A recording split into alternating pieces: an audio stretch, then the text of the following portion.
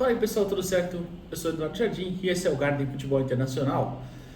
Hoje, para falar aqui sobre dois jogos dessa tarde de Europa e Conference League, ou melhor, Conference League e Europa League, né? Porque o primeiro foi do Chelsea. Dois jogos que eu assisti e até nem vou fazer hoje uma análise tão aprofundada, mas falar algumas impressões e umas notícias boas e ruins dos dois lados, dos times ingleses, claro, especificamente. O Chelsea bateu o Legia Varsóvia, né, da Polônia, por 3-0, primeira partida das quartas de final, encaminhou muito bem a sua classificação, até porque é um time muito melhor. E o Manchester United empatou com o Lyon fora de casa, um jogo bem difícil, né? 2-2. O Lyon abre o placar, o United vira e toma o empate no último lance da partida, agora decide no Old Trafford, né? Semana que vem. Se eu não estou enganado, semana que vem. Semana que vem.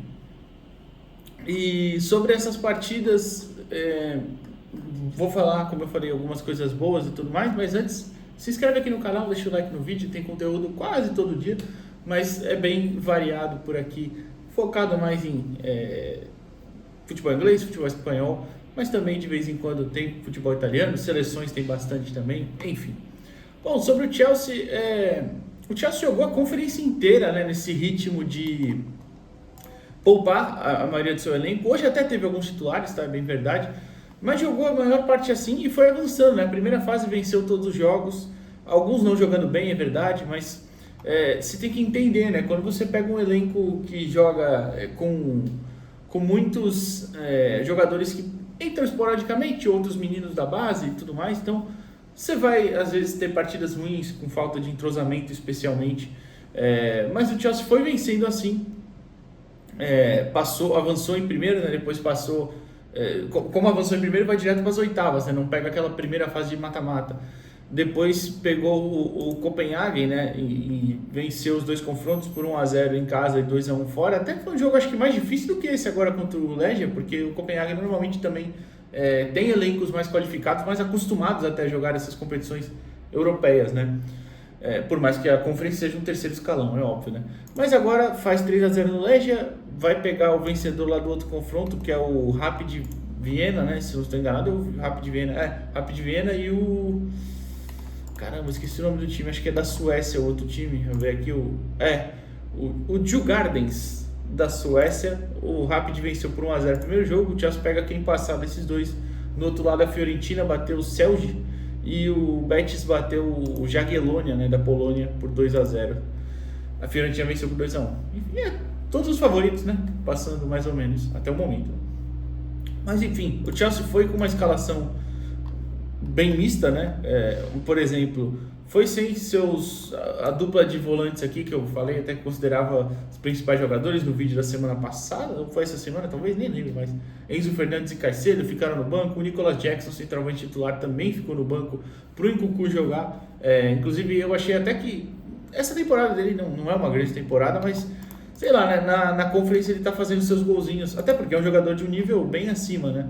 Mas não foi tão bem hoje. Ele tem 14 gols na temporada, 7 são na Conference, 3 na Premier League, 1 na FA Cup e 3 na Copa da Liga.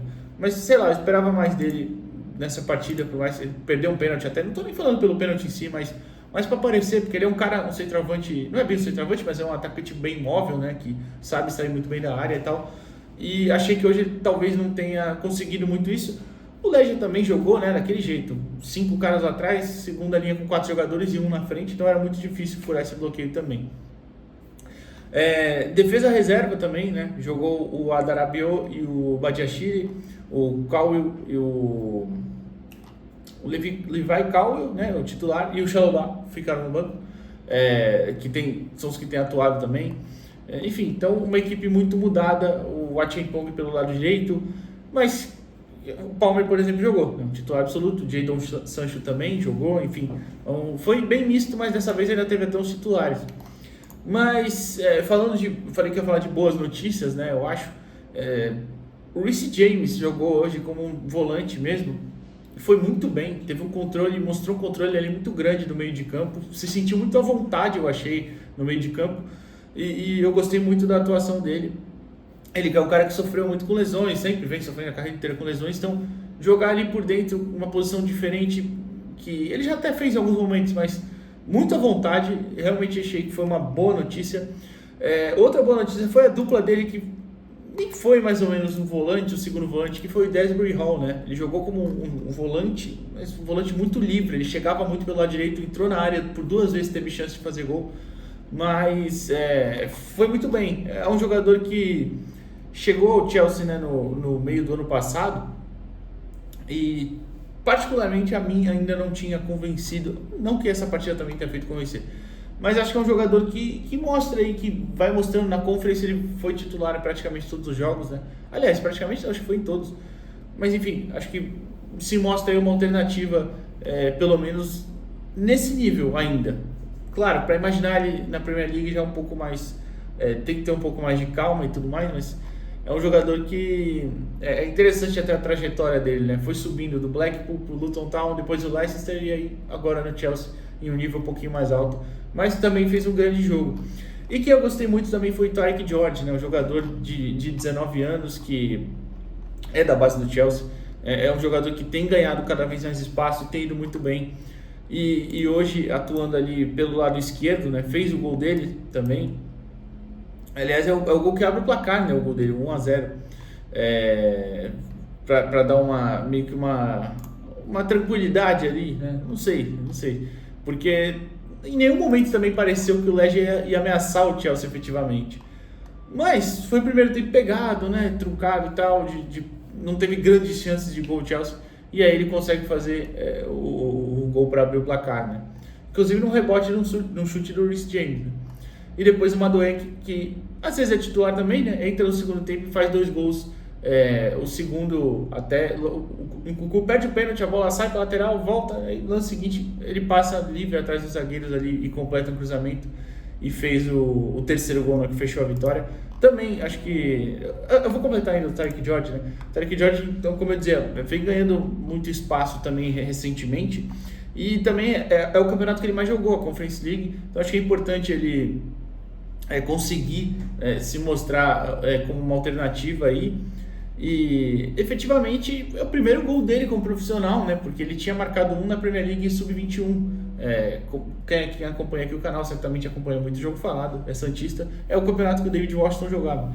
E ele fez, já tinha feito um gol lá, mas no profissional, lá é Sub-21, né? Então, no profissional mesmo, primeiro gol dele. Mas é um jogador que, por exemplo, sempre está ali mostrando muita capacidade de criação, um jogador rápido, um jogador bem interessante e que fez um bom jogo. E para fechar, falando do Madueke, né, que entrou também no segundo tempo, ele veio de uma lesão também, ficou parado um bom tempo, voltou recentemente até, e hoje fez uma grande partida. É um jogador que também, talvez, uma primeira, é a segunda temporada de Chelsea, né? É a segunda temporada. Ele veio do PSV, né, da Holanda, e é um jogador que na temporada passada foi um pouquinho questionado e tal, mas particularmente acho que é um cara que tem talento ali, tem potencial. Ficou 2 meses fora, né? Voltou recentemente, como eu falei. De repente é o primeiro jogo para dar uma engrenada por ali. Mas o Chelsea está praticamente classificado, né? Acho que dá para falar isso, de um time que, mesmo com a diferença de elenco, que a gente tem que pontuar muito grande entre os outros adversários da Conference League, talvez na outra fase, nem na outra fase, né? Mas mais para frente, Fiorentina ou Betis, você tem já uma equilibrada, né? Mas contra adversários como o Legia, por exemplo, tem a obrigação de vencer, mas assim, venceu utilizando muitos jogadores jovens, muitos jogadores de base, enfim, que eu acho que é muito importante. E passando para Manchester United e Lyon, 2-2, um jogo muito pegado, muito trocação, né? Teve muitas chances para os dois lados. Acho que o primeiro tempo talvez tenha sido melhor do Lyon, mas o United teve o mérito também de conseguir sair ainda do primeiro tempo com um empate, que talvez fosse falar que nem merecia, talvez, mas o que importa é que conseguiu, né? E o Lyon abre o placar com o Almada, né? Uma cobrança de falta que para mim o Onaná falha, ninguém desvia. E o Yoro empata no último não, mas quase no final ali dos momentos finais ali do primeiro tempo, e vai para esse intervalo com a igualdade, né? E assim, é uma equipe já são 2 equipes, aliás, né? Já de um nível um pouco maior, claro, mas um nível, acho que hoje, relativamente parecido.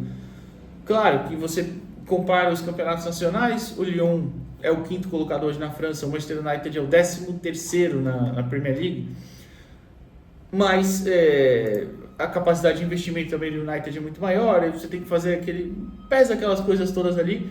Se você for nome por nome, talvez você ache o Manchester United um elenco mais forte, mas o time do Lyon também é muito, muito interessante, tem ótimos jogadores, uma grande partida hoje do Cherki, que foi o responsável pelo gol do empate até, mas é um jogador com uma capacidade de criação, um drible assim, que muita gente... É o famoso jogador que aparece muito no Twitter, no TikTok da vida, com seus edits, mas o cara dele é merecido, porque ele é muito bom jogador. O Tolisso hoje fez um grande jogo, cara. Tolisso, jogador que até alguns anos atrás estava no Bayern, era figura carimbada no Bayern titular, por exemplo. O Tagliafico fez uma grande partida pelo lado esquerdo também. O Almada também, propriamente, fez um bom jogo. Não gostei tanto do Mikhail-Tadze, né? Se você não lembra dele, é um jogador que se destacou há pouco tempo na Eurocopa, né? Na última Euro, né? 24, com a Geórgia, né? O surpreendente time da Geórgia, é muito bom atacante, mas hoje não fez um grande jogo, acabou perdendo oportunidades ali que não poderia perder. Um que eu não sabia que estava lá era o Maitland-Niles, que jogava no Arsenal até pouco tempo atrás também. Fez um jogo razoável também, interessante, ajudou muito tanto no ataque quanto na defesa, participou muito, né, da partida, é isso que eu quero dizer. Não sabia que ele estava lá, para falar bem a verdade. Mas, enfim, um jogo que foi muito, como eu disse, muito na base da trocação, mas os gols do United foram uma bola parada e outra uma transição, né, que até dependeu muito da capacidade do Bruno Fernandes de enxergar um ótimo espaço e do Zirkzee de atacar aquele espaço ali, né, perceber a movimentação do zagueiro e cabecear muito bem livre ali. Ele que entrou no lugar do Højlund, que mais uma vez não fez um bom jogo, aliás, vem numa fase muito ruim o Højlund, é um jogador jovem, tudo bem, vai oscilar, mas vem fazendo partidas muito abaixo, partidas que você nem lembra que ele está em campo, por exemplo. E o Zirkzee, que é um jogador que ano passado no Bologna faz uma temporada espetacular, mas ele era usado de uma forma um pouco diferente, né? No United colocam ele como centroavante, o camisa 9, e ele não é necessariamente isso. Mas enfim, hoje entrou bem e fez o gol. Assim como o Yoro fez uma grande partida, não só pelo gol, mas defensivamente também. O Mazraoui fez um grande jogo pelo lado direito ali, conseguiu dar alguns combates bem interessantes. Ele e o Tagliafico tiveram alguns enfrentamentos ali diretos em algum momento. O próprio Almada, quando caiu por ali também em alguns lances, foi bem, deu bastante trabalho ali, mas o Mazraoui acho que fez um grande jogo, vale destacar também. O Garnacho, acho que é o Rafael, não o Rafael Oliveira, o Rafael ex-lateral, né, comentou isso na transmissão, eu até concordei com ele essa parte. O Garnacho faz o primeiro tempo muito apagado, no segundo até aparece um pouquinho mais, tal, mas é pouco ainda, né? O United depende muito dele, porque até como eu falei no último vídeo também do clássico, né, do City United, o United joga num 3-4-2-1 mais ou menos, né, que você depende muito desses seus dois meias ali para colocar essa bola com capacidade de outros jogadores finalizarem ali na frente, seja o Højlund, seja o Gart chegando, os próprios alas passando, o Dalot de um lado, o Dorgo do outro, mas o Garnacho ultimamente tem feito jogos muito irregulares, e acho que hoje também foi isso. Primeiro tempo ele até vai bem mais apagado, no segundo consegue aparecer um pouquinho e tal, ser um pouco mais participativo, mas acho que ainda assim é muito pouco, muito abaixo, por exemplo, do que o próprio Bruno Fernandes produz. Claro, o Bruno Fernandes é o principal jogador da equipe, é o capitão da equipe, e cada vez mais vem demonstrando que pode ser jogador de receber essa responsabilidade, mas também precisa de mais ajuda. Mas é aquilo, esse Manchester United, ao mesmo tempo em que acho que em alguns momentos demonstra sinais de ser uma equipe que pode ser muito competitiva, principalmente sob o comando do Rubén Amorim, ao mesmo tempo também parece que às vezes depende muito de uma individualidade, seja do Bruno, seja em alguns momentos do Højlund, seja do Garnacho, ou seja do Casemiro fazer um jogo que ele domine defensivamente tudo. E eu até acho que ele fez um bom jogo hoje também nessa parte, mas assim como no Clássico, com a bola no pé, não vem em grande fase. Eu vi até o pessoal hoje falando, né, na transmissão, que ele gente pedindo ele na seleção e tal, mas não achei que com a bola no pé ele fez um bom jogo nem hoje, nem no Clássico. Até acho que no Clássico, defensivamente, ele foi melhor que hoje, mas é que assim, não achei um horror, é isso que eu quero dizer. Acho que fez um jogo decente ali, na parte defensiva o Casemiro, mas enfim. Então, é uma equipe que ao mesmo tempo que dá sinais que pode competir muito, às vezes parece também que tem muitas limitações e uma limitação muitas vezes também de mentalidade, até parece. Não sei. Pode ser que ao final da temporada, como eu falei no último vídeo, tenha uma mudança geral, não só de elenco, mas de repente de pessoas da direção que mandam no clube, partes dos donos que são muito